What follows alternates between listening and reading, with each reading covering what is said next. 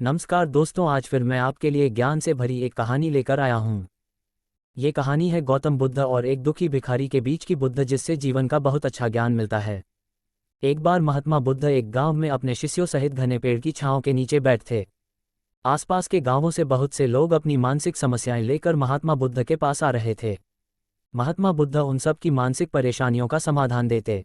सब लोग खुशी खुशी अपनी समस्याओं का समाधान पाकर वहां से लौट रहे थे।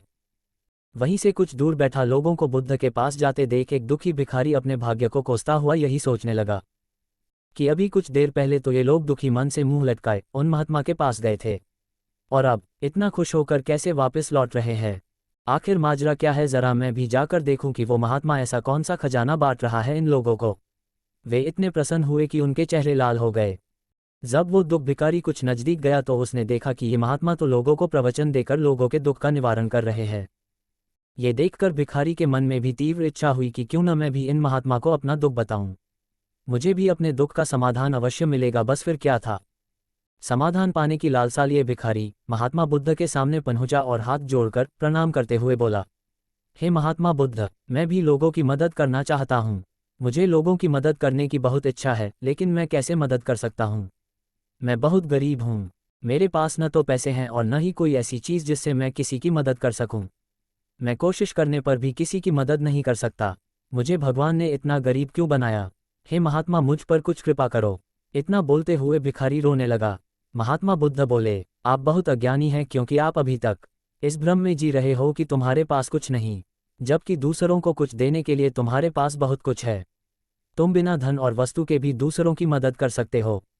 तुम्हारे पास जुबान है जिससे तुम मीठे शब्द बोलकर किसी के दुखी चेहरे पर मुस्कान ला सकते हो। इन्हीं शब्दों की ताकत से तुम किसी के भी टूटते हौसलों को फिर से मजबूत कर सकते हो। इन शब्दों की शक्ति से आप किसी के भी मन में सकारात्मक विचारधारा के बीज बो सकते हैं और उसे गलत रास्ते पर जाने से रोक सकते हैं। तुम्हारे दो हाथों से किसी भी कमजोर या लाचार व्यक्ति की सहायता कर सकते हो। आपके दो आंखें किसी अंधे को रास्ता दिखा सकते हैं। तुम किसी के लिए दुआ कर सकते हो, ये हो सकता है कि उनके बुरे काम फिर से हो जाएं। आप किसी के अच्छे स्वास्थ्य की कामना कर सकते हैं, लेकिन अज्ञानतावश तुम अब तक इस बात को समझ नहीं पाए और इस भ्रम में अब तक जीते रहे कि तुम्हारे पास मदद करने के लिए कुछ नहीं। किसी की मदद करने के लिए धन और वस्तु का होना अनिवार्य नहीं है। बिना धन और वस्तु के भी हम कई प्रकार से लोगों की मदद कर सकते हैं। महात्मा बुद्ध के ज्ञान से भरे ये सुंदर शब्द सुनकर भिखारी के चेहरे पर मुस्कान आ गई और वह खुशी से झूमता हुआ वहां से चला गया। दोस्तों, महात्मा बुद्ध की इन बातों से बहुत कुछ सीखा गया। आजकल बहुत से लोग ये सोचकर दुखी होते हैं कि मेरे पास ये नहीं है, बल्कि जो आपके पास है उसी में संतुष्ट रहना सीखें और बिना मतलब के लोगों की मदद करें।